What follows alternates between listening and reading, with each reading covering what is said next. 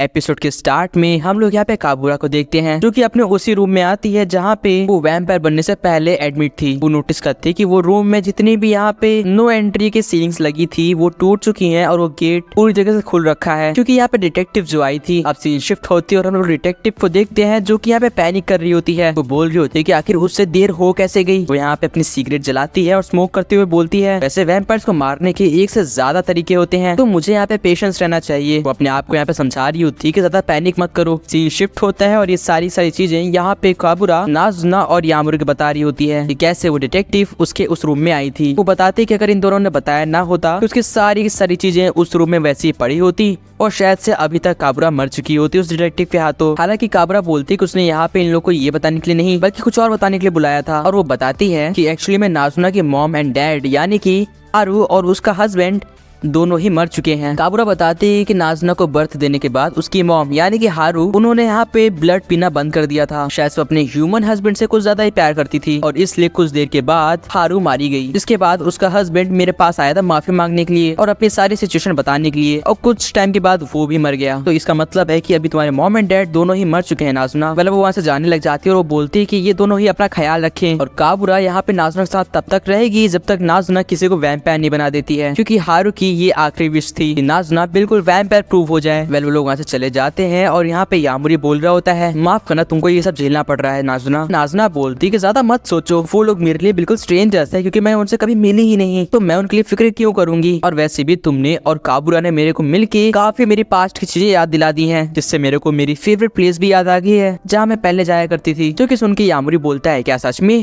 अगले सीन में यहाँ पे ये लोग एक माउंटेन टाइप की जगह पे आ जाते हैं जहाँ से इन लोग को पूरा का पूरा टोक्यो शहर दिख रहा होता है या फिर ये लोग जहाँ पे भी रह रहे हैं वहाँ का पूरा शहर दिख रहा होता है। नाज़ुना बताती कि पहले और अभी भी उससे ये काफी ज्यादा सरप्राइजिंग लगता है कि जितनी भी बल्ब्स जितनी भी लाइट्स यहाँ पे हम लोग देख रहे हैं वो सब कहीं ना कहीं एक ना एक ह्यूमन को रिप्रेजेंट कर रही है। इन पास्ट जब भी वो यहाँ पे सैड होती थी या फिर डिस्करेज होती थी वो यहीं पे आ जाती थी और इस नजारे को देख के हमेशा उससे रिलीफ फील होता था, उससे अकेला कम फील होता था और उसको ऐसा लगता था कि यहाँ पे उसकी तरफ बहुत ढेर सारे लोग होंगे। और साथ साथ में उसको एक बात और याद आ गई। वो यहाँ पे अपने पास्ट में ये क्वेश्चन अपने से हमेशा पूछती थी कि आखिर ह्यूमंस होते क्या हैं और वो एक ह्यूमन क्यों नहीं है। अगली सीन में हम लोग देखते हैं कि यहाँ पे नाज़ुना यामुरी के हाथ को ग्रैब करती है और दोनों ही लोग यहाँ पे हैंड होल्ड करते हैं।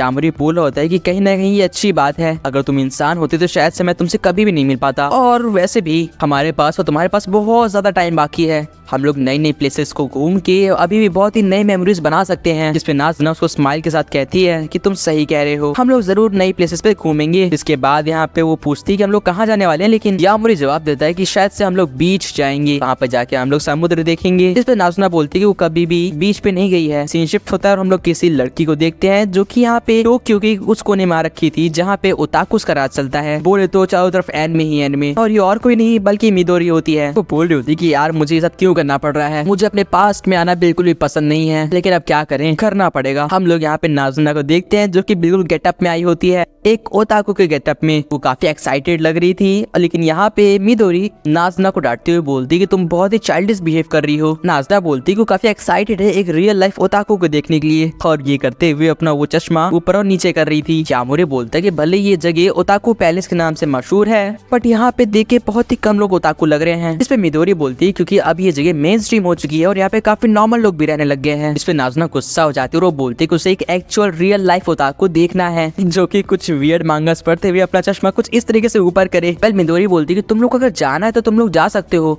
मैं अपने पास्ट की चीजें खुद ढूंढ लूंगी। इसमें नाज़ुना बोलती तुम्हें पता है ना ये काम तुम अकेले नहीं कर सकती। तो मिदोरी बोलती किसने कहा मैं अकेली हूँ, मेरे पास भी मेरे ऑप्शंस हैं। नाज़ुना पूछती क्या तुम्हारा यहाँ पे भी कोई है। और अगले सीन में हम लोग एक रियल ओताकू को देखते हैं जो कि यहाँ पे मिदोरी को हाय बोल रहा होता है और उसको माय लेडी करके बुला रहा था। साथ साथ में वो नाज़ुना और यामुरी को भी देख के हेलो बोलता है। नाज़ुना और यामुरी अपने एक बहुत ही ड्रामेटिक वे में इंट्रोडक्शन देते हैं जो कि देख के यहाँ पे ये ओताकू उनसे हेलो बोलता है, उनको इज्जत भी देता है और बोलता है कि आप लोग को जो भी जरूरत है और जो भी यहाँ पे प्रॉब्लम है उसे फिक्स करने में मैं आपकी हेल्प करूंगा। नाज़ुना ये देखिए बहुत ज्यादा हाइप हो रही थी और वो यहाँ पे यामुरी से बोलती है ये तो सच का ओताकू है, मुझे नहीं पता था कि ऐसे बोलने वाले लोग सच में होते हैं। अब यहाँ पे ये ओताकू बंदा बताता है कि उसको ये लोग शॉर्ट में एलजी बुला सकते हैं, लेकिन उसका फुल फॉर्म लव ग्रीन है और वो एक वैम्पायर है जो कि यहाँ पे मिडोरी के जरिए यहाँ पे टर्न हुआ है। अब नाज़ुना पूछती है मिडोरी से कि तुमने हमें इसके बारे में क्यों नहीं बताया था। हाँ, इस पे मिडोरी बोलती कि यार देखो मैं नहीं बताना चाहती थी। अब एलजी बोलता है कि देखो बात बहुत सिंपल सी है, मैं एक ओताकू हूँ और बहुत ही वियर्ड भी हूँ। मैं समझ सकता हूँ कि यहाँ पे मिडोरी सान की जो चार्मिंग पर्सनैलिटी है, अगर मैं उनके साथ रहता तो लोग जरूर उनको वियर्ड समझते, इसलिए शायद से उन्होंने मेरे को दूसरों से इंट्रोड्यूस नहीं करा। जो कि सुन के यहाँ पे नाज़ुना मिडोरी को डांटते हुए बोलती है ये सच बोल रहा है। इस पे मिडोरी बोलती है कि ऑफ कोर्स नहीं,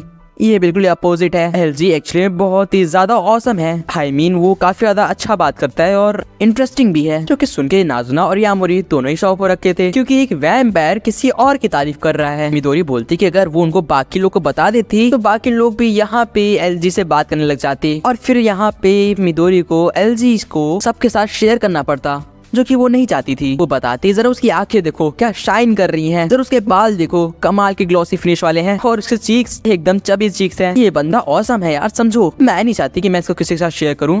और अब वो बताती है कि कैसे उसने यहाँ पे एलजी कन्वर्ट करा था। हम लोग पास्ट में आते हैं जहाँ पे एलजी एक नॉर्मल ओताकू होता है। मिडोरी उसके पास जाती है, उसके हाल चाल पूछती है और उसी सेकंड से ही एलजी यहाँ पे मिडोरी के प्यार में गिर चुका था। अगले ही दिन मिडोरी उसके साथ काफी कंफर्टेबल हो गई थी और वो उसको बता देती कि वो एक वैम्पायर है। अब बिना कोई सवाल पूछे एलजी बोलता है कि मुझे भी एक वैम्पायर बना दो, और फिर क्या वो वैम्पायर बन गया। और ये कुछ 20 साल पहले की बात है। ये सुन के नाज़ुना और यामोरी दोनों ही शौक होते हैं, क्योंकि ये तो बिल्कुल आसान सी चीज थी। ऐसा लग रहा था कि किसी ने वैम्पायर बनाने का स्पीड रन कर दिया है। यामोरी यहाँ पे एलजी से पूछता है कि आखिर तुम्हें मिडोरी में क्या पसंद आया। इस पे यहाँ पे एलजी बोलता है देखो यार, मैं एक नॉर्मल से इंसान था जिसको यहाँ पे भीड़ में बात करने से बहुत ही डर लगता था। क्राउडेड जगह पे मैं तो शर्मा जाता था और बिल्कुल इंट्रोवर्ट था, लेकिन मिडोरी ने बिल्कुल अलग ट्रीट करा मेरे को। वो बिल्कुल मेरे को नॉर्मल ट्रीट करती थी और मेरे से बात भी करती थी। इसलिए भले ही जितनी भी यहाँ पे साल बीत जाए, वो हमेशा मिडोरी के साथ रहेगा और उसकी हेल्प करेगा। ये सुन के यामोरी बोलता है अरे क्या लाइन मारता है, तुम तो कमाल के हो एलजी। और मिडोरी यहाँ पे प्राउड फील कर रही होती है, क्योंकि एलजी है तो उसी का ऑफ स्क्रीन ना। अब यहाँ पे मिडोरी बताती है एलजी से कि वो लोग आज यहाँ पे क्यों आए हैं। अब एलजी बोलता है कि मिडोरी की जब पास की बातें आती हैं तो फिक्र मत करो, क्योंकि मैंने उसके पास से सब कुछ चीजें ढूंढ के रखी हैं। जिस पे मिडोरी बोलती है क्या सच में, और एलजी बोलता है हाँ बिल्कुल। और मिडोरी इस सिलसिले से शाबाशी देती है। नाज़ुना और यामोरी इन दोनों को देख के सोच रहे होते हैं कि भाई ये दोनों तो एक दूसरे के लिए बने हैं, क्योंकि ये दोनों ही काफी कंफर्टेबली एक दूसरे से बात कर रहे होते हैं। एलजी इनसे बोलता है कि फिक्र मत करो, यहाँ पे मिडोरी के रिलेटेड जितनी भी चीजें हैं, जो भी पास्ट की चीजें हैं, मैं उन सबको ही डिस्ट्रॉय कर दूंगा ताकि मिडोरी को कुछ ना हो सके। जो कि सुन के ये सब लोग काफी रिलीफ फील करते हैं। वेल अब यहाँ पे यामोरी बात शिफ्ट करते हुए बोलता है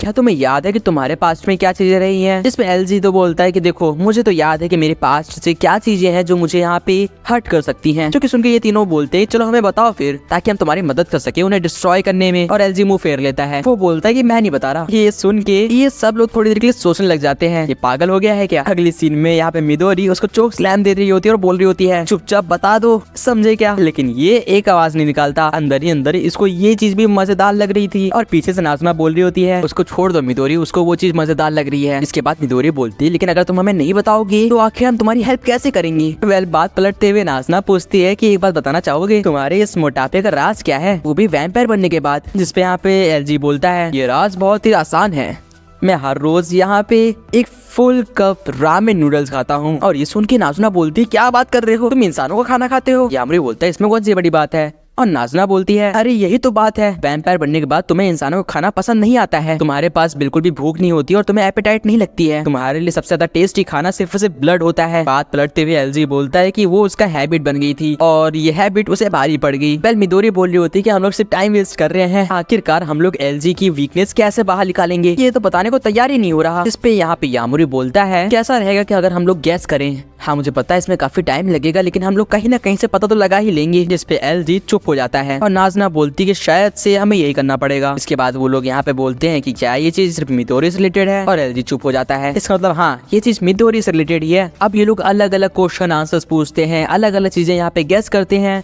और हर एक चीज गलत होती है सिवाय एक चीज के, और वो गैस और कुछ नहीं बल्कि वो एडल्ट मांगा होती है। जिस पे यहाँ पे एलजी अपना मुंह फेर लेता है। इसका मतलब तीर बिल्कुल निशाने पे जाके लगा है। नाज़ुना बोलती कि ये हुई ना बात, मेरा गैस बिल्कुल सही था। अब यामोरी पूछता है कि ये चीज क्या होती है। इस पे नाज़ुना बताती है मान लो तुम्हें कोई एनिमे सीरीज पसंद है जो कि बिल्कुल ही नॉर्मल है, उसमें कुछ भी एडल्ट नहीं है, तो इसके लिए फैंस क्या करते हैं वो उस सीरीज का एक एडल्ट वर्जन निकालते हैं, बिल्कुल कस्टम मेड।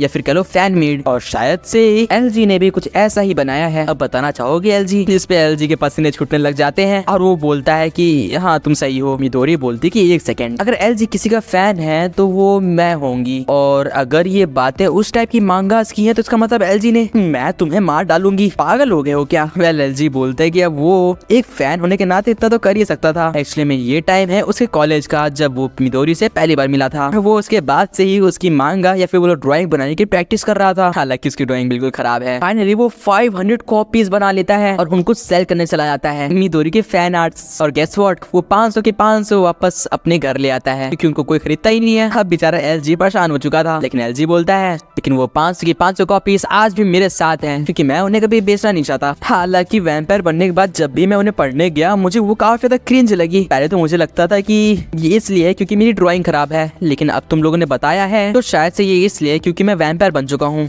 और वो चीज एक्चुअली में मेरे को फिजिकली हर्ट कर रही हो। फिर अगले सीन में ये लोग उन सारी मांगास को यहाँ पे जलाने लग जाते हैं जो कि एलजी ने बनाई थी। एलजी उन सबको पीछे से जलते हुए देख रहा होता है, बेचारा कुछ भी नहीं कर पा रहा। वेल नाज़ुना बोलती कि फिक्र मत करो, तुम्हारी जो भी मांगा थी मैंने पढ़ी और वो काफी सही थी। वेल कैसा रहेगा तुम एक मांगा वापस बनाओ। तभी पीछे से मिडोरी बोलती है पागल हो गई हो क्या नाज़ुना, ये क्या कह रही हो? यहाँ पे यामुरी भी छुप छुप के उन यहाँ पे किताबों को पढ़ रहा होता है। वेल सीन शिफ्ट होता है और यामुरी दूसरे दिन अपने घर से बाहर निकलता है जहाँ पे नाज़ुना उसका इंतजार कर रही होती है। वो उससे पूछती है कि आज उसका यहाँ पे नींद कैसी रही। वेल सीन शिफ्ट होता है और ये लोग आ चुके थे एक नई जगह पे और ये लोग बात कर रहे होते हैं कि कैसे ये लोग अपने आप को समझ सकते हैं। इस पे यामुरी बोलता है कि अगर हम लोग किसी एडवेंचर पे जाते हैं तो कहीं ना कहीं हम अपने आप को समझ रहे होते हैं। एडवेंचर से घर वापस आने के बाद जो रिलैक्सेशन मिलता है वो अलग ही किस्म का होता है, और मेरे हिसाब से अगर हम ऐसी नई नई चीजें ट्राई करते रहेंगे तो हम अपने आप को और भी अच्छे से समझ सकते हैं। ये सुन के नाज़ुना बोलती है क्या बात कर रहे हो, ये तो कमाल है। और अगले सीन में नाज़ुना और यामुरी एक यहाँ पे खाली स्कूल की बिल्डिंग में आ चुके थे। और गाइस यहीं पे ये एपिसोड एंड हो जाता है। आप लोग को ये एपिसोड कैसा लगा कमेंट से बताना एंड सब्सक्राइब कर दो इसका अगला एपिसोड देखने के लिए। ओके मैं आपसे मिलता हूँ किसी और नेक्स्ट वीडियो में। Till then good bye.